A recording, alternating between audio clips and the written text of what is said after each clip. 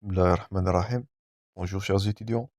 On continue toujours dans le cours cancer de prostate. Dans cette partie, on va aborder la clinique. Toujours, vous allez trouver tous les supports dans la description pour télécharger.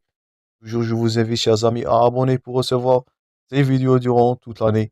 Et n'oubliez pas, maximum de j'aime et de partage pour que ces vidéos atteignent le maximum nombre des étudiants le plus tôt possible. Premièrement, avant d'aborder la clinique, on va noter les circonstances de découverte. Et on note là, on insiste sur le rôle de dépistage de cancer de prostate, qui est une pathologie qui est un problème de santé publique. À retenir, je vous invite à noter ça. Donc, le dépistage de cancer de prostate, il est basé sur deux critères qui sont à retenir par cœur. Le dosage du PSA total avec un simple toucher rectal. Aucun examen paraclinique est nécessaire pour le dépistage, je répète. C'est le toucher rectal couplé avec le dosage de PSA. Faites attention de faire ou bien de commettre cette bêtise dans vos cas cliniques. Donc, ni scanner, ni IRM, ni d'autres examens paracliniques est nécessaire pour le dépistage. Je répète, pour un dépistage, c'est un simple toucher rectal avec un dosage du PSA tous les ans. Donc, il est recommandé chez les sujets âgés au-delà de 50 ans. Premièrement, la notion de dépistage pour détecter les cancers ou bien les masses à un stade précoce. Donc, c'est toujours bénéfique d'avoir un dépistage précoce que traiter à un stade tardif vers métastatique. Donc, ce dépistage aussi, ou bien on a les examens anatomopathologiques, donc une résection endoscopique ou une adénomectomie. Donc, ça, on avait parlé de ça dans le cours de l'HPP. Donc, on fait toujours devant une adénectomie. Même qu'elle est bénigne, on fait un examen anatomopathologique. Parfois, il s'agit des lésions malignes qui sont similaires, bien qui sont associées à cette HBP. Aussi, parfois, des signes de découverte. Donc, devant du sinus des appareils urinaires, dysurie, curie, rétention, et rarement, ça va retenir rarement l'hématurie.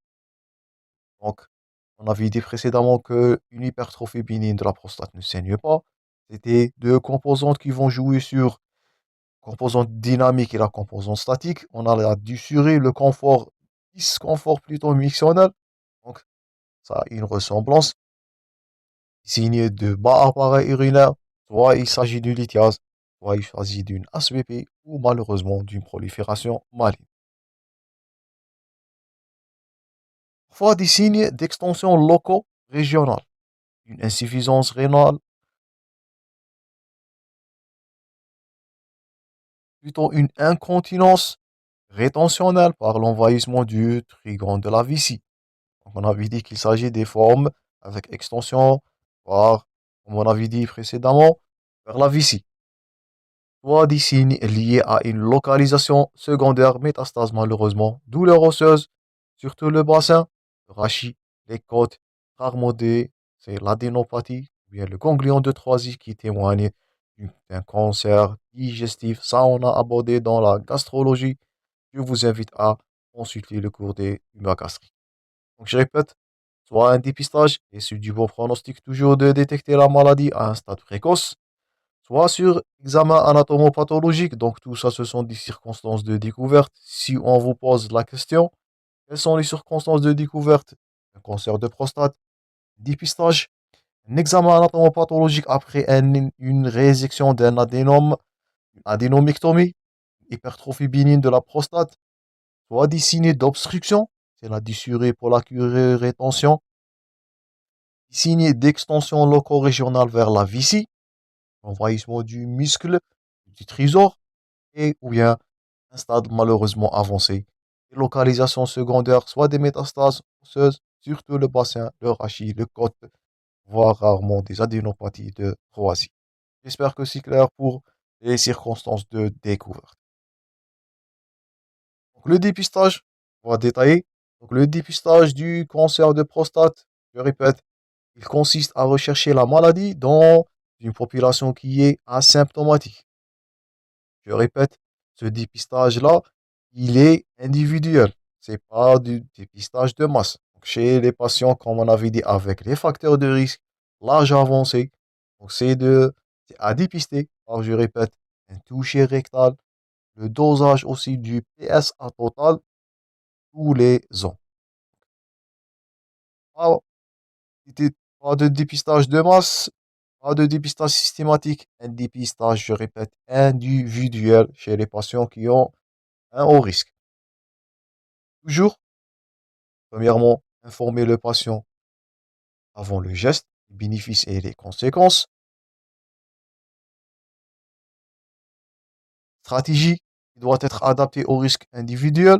Donc, plus une évolutivité de 10 à 15 ans, donc c'est une pathologie chronique. Et proposer toujours un dosage de PSA chez les hommes à haut risque. Donc, les hommes plus de 50 ans, premièrement, si on vous pose la question, chez qui on va proposer un dosage de PSA total, donc chez un homme d'âge avancé supérieur à 50 ans, ou bien, c'est à retenir, un homme âgé plus de 45 ans avec une histoire ou bien des antécédents familiaux, de cancer de prostate, un Africain, l'ethnie noire, l'origine noire, supérieure à 45, ou les patients qui sont, on avait dit qu'il s'agit des facteurs génétiques, donc une mutation du BRCA2, on propose là un dosage de PSA lorsque ce patient-là, il est âgé plus de 40 ans. Donc ça diffère selon l'âge, selon l'état, selon l'ethnie, comme on avait dit, les facteurs environnementaux et surtout, les antécédents familiaux. Donc soit c'est quand on chez un sujet qui n'a pas d'antécédents, 45 ans avec un patient qui a des antécédents familiaux, l'ethnie noire avec un âge supérieur à 45, une mutation, donc le rôle génétique là, BRCA2, on propose là un dosage de PSA quand le patient il a eu ses 41 ans. Donc l'intervalle de ce dépistage c'est 2 ans, donc pas moins. Ça chez les sujets à haut risque, donc un PSA qui est supérieur à 1 nanogramme par millilitre à l'âge de 40 ans, donc ça c'est un patient à haut risque. Ou deuxièmement, un patient avec un PSA, ou un taux de PSA supérieur à 2 nanogrammes par millilitre à l'âge de 60 ans. Ça c'est l'intervalle, ils vont subir un dépistage tous les ans, aux âges de PSA, car ils sont des patients à ou bien des sujets à haut risque. S'il s'agit d'un patient qui est à non risque, bien non à haut risque, donc on va reporter ce dépistage-là tous les 8 ans. Et ça, c'est à retenir. Arrêter le diagnostic précoce devant un patient qui a une espérance de vie qui est inférieure à de 10 à 15 ans. Pourquoi? Donc, on avait dit que le cancer de prostate, il évolue de façon chronique. Donc, il nécessite au minimum 10 ans vers 15 ans pour se manifester. Donc, un patient qui a une espérance de vie moins de 10 ans, moins de 15 ans. Donc, ça sert à rien de donner un dépistage. Donc, ce patient, il est taré par ses comorbidités. Il a le risque, malheureusement, de non-survie dû à ses comorbidités, plus il a un risque de développer un cancer. Donc, je répète, espérance de vie pour faire le dépistage, une espérance de vie doit être supérieure de 10 à 15 ans pour donner ce dépistage. J'ai un patient avec une espérance de vie moins de 10, moins de 15 ans. Donc ça sert à rien de faire un dépistage de cancer de prostate. Ce dernier, ce cancer, il va se manifester plus de 10 voire 15 ans. Donc une lésion minime, elle n'évolue pas rapidement. C'est une évolution qui est lente. Ça, c'est à retenir. Ça sert à rien, je répète, de dépister un patient avec un mauvais pronostic de vie inférieur à 10 ans. L'examen clinique. Donc là, on va aborder la conduite à tenir. Donc, premièrement, un examen général, toucher rectal, donc qui est l'examen clé de dépistage. On répète, toujours informer le patient du geste recherché. Donc, on avait dit que dans l'hypertrophie bénigne de prostate, on cherchera l'effacement du sillon médian. Donc là, c'est l'inverse. En cancer de prostate, on recherche des nodules, on recherche du induration, et je répète toujours, non douloureuse, avec un aspect de prostate là qui est, notez bien, irrégulier. Donc l'hypertrophie du bénigne, bien l'hypertrophie bénigne de la prostate, on trouve une prostate qui est élastique, qui est souple, qui est régulière. Là, par contre, le toucher rectal, on le cancer de prostate. Donc, on recherchera là des nodules, une induration. Toujours, c'est non douloureux, c'est pas inflammatoire. Et là, la prostate, elle est de structure qui est irrégulière. Un examen urologique, rechercher un contact lombaire qui témoigne d'une obstruction du bas appareil urinaire. Un bilan d'extension clinique, donc les adénopathies sous-jacentes, le ganglion de Troisi, je répète, ça va témoigner une dissémination gastrique, organomégalie. Dans ce cas-là, c'est de l'hépatomégalie, c'est parmi les localisations métastatiques. Une acide et un œdème des membres inférieurs, ça va donner un retentissement ou bien la lésion, ou bien le retentissement sur le foie et sur la fonction rénale. Donc, basé sur un toucher rectal, un nodule, une induration, une prostate qui est irrégulière, malheureusement, c'est en faveur, probablement, d'un cancer de prostate. Donc, diagnostic positif. Donc, le cancer de prostate, il est suspecté sur des éléments cliniques et biologiques. Faites attention, et il est confirmé par l'examen anatomopathologique, par l'étude histopathologique. Donc, si on vous pose la question, quel est l'examen de diagnostic de certitude, faites attention, ça c'est l'anatomopathologie. Ne confondrez pas avec un toucher rectal qui est l'examen clé de dépistage. L'examen là de certitude, l'examen de diagnostic positif d'un cancer de prostate, il est histopathologique, l'anatomopathologie par biopsie. Ainsi sur cette plaque-là. Cette biopsie prostatique, elle peut être faite sous anesthésie locale, ou bien elle doit être faite sous anesthésie locale en bloc périprostatique. Je répète, pas d'anesthésie générale, faites attention, une anesthésie locale. Bien sûr, sous couverture antibiotique. Donc là, on va faire un geste invasif. On va faire à retenir. Je vous invite à prendre note maintenant. On va faire de l'antibioprophylaxie. Donc, je répète, les critères ou bien les conditions de la biopsie devant un cancer de prostate. Premièrement, une anesthésie locale. Pas une anesthésie, je répète, généralisée. On évitera le risque d'anesthésie générale. On fait de la prophylaxie bactérienne, une couverture antibiotique. Pourquoi? Là, parce que la voie de biopsie, elle est faite par voie transrectale éco-guidée et on craindra là les infections, puis l'invasion des bactéries du tractus digestif vers la prostate. C'est pour cela qu'on fait l'antibioprophylaxie sous couverture antibiotique. La voie, elle est transrectale éco-guidée, ça c'est à retenir. C'est la voie de préférence. Donc la voilà.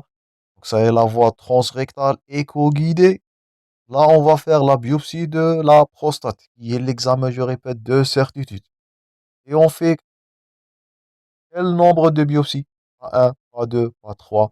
On fait, à retenir, 12 biopsies randomisées, plus ou moins ciblées. Je répète, devant, avant la biopsie, premièrement, informer le patient. Donc, anesthésie locale, l'antibioprophylaxie, ça c'est à retenir. Et on fait 12 biopsies randomisées pour tomber dans le territoire qui est atteint. Donc, pas une biopsie. Parfois, je répète, le lieu de la prolifération il est profond, soit dans la zone centrale ou dans la zone de transition. On nécessite là de multiples biopsies. Le chiffre là à retenir, c'est 12 biopsies à l'aveugle randomisées, bien sûr éco-guidées. Et on fait à retenir un IRM avant la biopsie, pas après la biopsie. Donc j'insiste sur les critères de la biopsie sont à retenir par cœur. Anesthésie locale, antibioprophylaxie, éviter le risque d'infection qui est imminent. La voie, comme vous illustrez là, c'est la voie endorectale qui est éco-guidée. Et on fait 12 biopsies. Pas une, pas deux, pas trois. 12 biopsies par voie endo ou bien transrectale éco-guidée avec un IRM qui est fait en avant. Donc ces 5 lignes-là sont à retenir par cœur, qui sont posées fréquemment comme question d'examen. J'espère que vous allez les noter. Avant de conclure cette partie, on va voir la partie paraclinique. Donc ça, tout ça, c'est la biopsie transrectale. J'insiste sur les critères de biopsie, qui est l'examen de certitude toujours, la suite du diagnostic positif